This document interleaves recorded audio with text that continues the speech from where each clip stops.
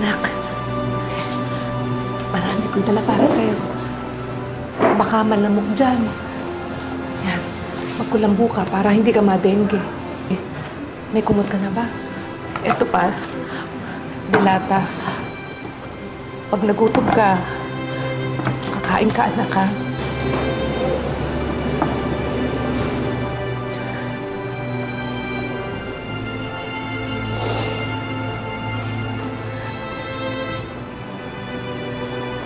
Anak, pagpasensyahan mo na ako. Hindi ako naging mabuting ina para sa'yo. Nay, hindi po ganun. Nay, patawarin niyo po ako sa lahat ng mga naging kasalanan ko sa inyo. Sa lahat ng mga nasabi ko sa inyo masasakit, Nay. Patawarin niyo po ako. Totoo naman yun, anak, eh. Naging madamot ako sa pagmamahal sa'yo. Pinalaki kita sa sermon sa pag-alit. Ang nakikita ko lang yung mga maling ginagawa mo. Pero anak, hindi ibig sabihin nun hindi kita mahal. Kapag kinagagalitan kita,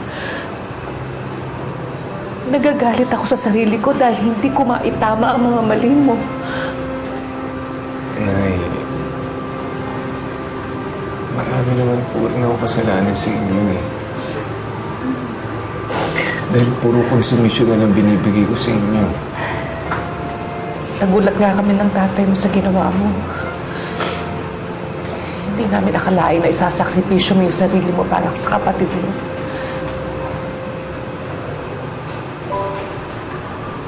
Pero anak, alam ko, may kabutihan dyan sa'yo. Kahit lagi kayong nag-aaway ni Randy, alam ko, mahal mo rin ang kapatid mo. Hindi naman sa ganun, eh. Siguro ito rin yung kabayaran sa lahat ng mga kasalanan ko. Hindi, anak, hindi.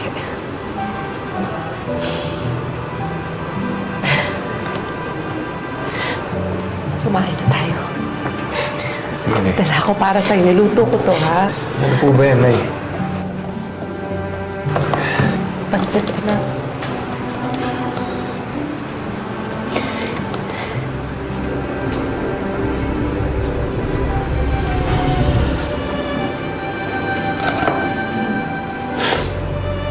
Tara, Nay. Kainin na natin yan. Tara.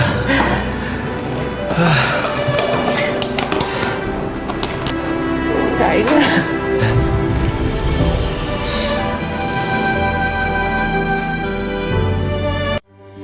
Mapakailanman hindi magbabago.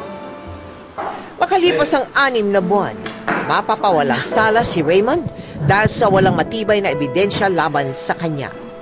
Napatunayan din ng abogado niya na self-defense ang nangyari. Pagkalipas ng ilang araw, sa wakas, ay umuwi na si Randy para makita ulit ang kapatid. Salamat, to. O, ayan, dali. Ayusin niyo na yan. Yung mga plato kaya. Asan Ito na. Randy! Ayan. Randy, andito na yung kapatid mo. Tol! Ano? Okay. Balik na. Tol.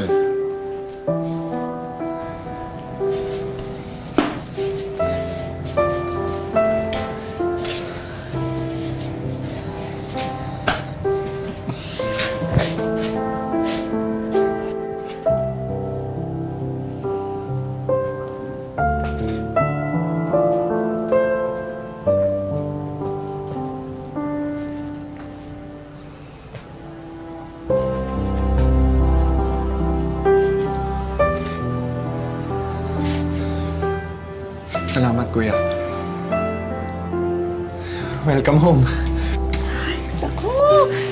Napakasaya ko ngayong araw na ito. Eh, si tatay, nasan? Ay, nasa trabaho yun, pero mamaya nandito yun. Sige.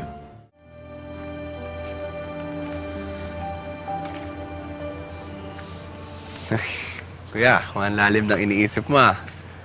May problema ka ba? Problema. Nagsawa na yata lahat ng problema sa akin eh. Ikaw naman, no?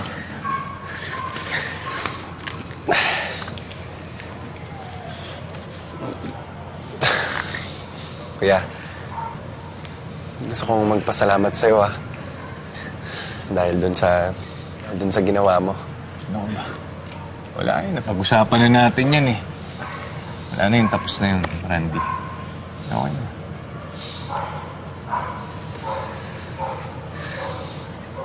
Sige, ganito. Gusto mo makabawi sa akin. Oh, sige, kuya. Oh, sige, sabihin mo lang sa akin kahit ano. Pagbuti mo yung pag-aaral mo. College ka na. Konti na lang. Matutupad mo na yung pangarap nila nanay na magkaroon siya ng nakapagtapos ng kolehiyo. Alam mo, sigurado ako, matutuwa si tatay sa'yo. Kuya, hindi pa rin ba kayo okay ni tatay?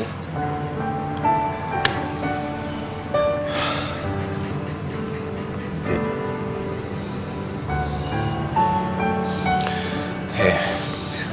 Pasensya mo rin si tatay. Alam mo naman yan eh. Sorry din ah. Dahil sa akin, nagalit sa'yo si tatay.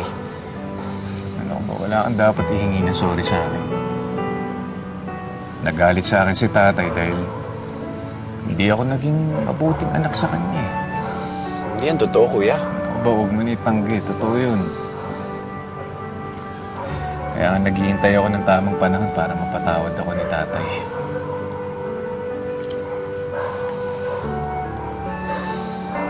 Sige na. Maaga ka pa bukas. Magpahinga ka na. Salamat ulit, kuya. Sige.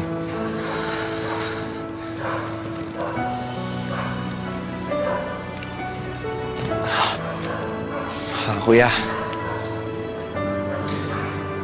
kung hindi kita mapaniwala na naging mabuti kang anak, sana maniwala kapag sinabi ko sa'yo naging mabuti kang kapatid.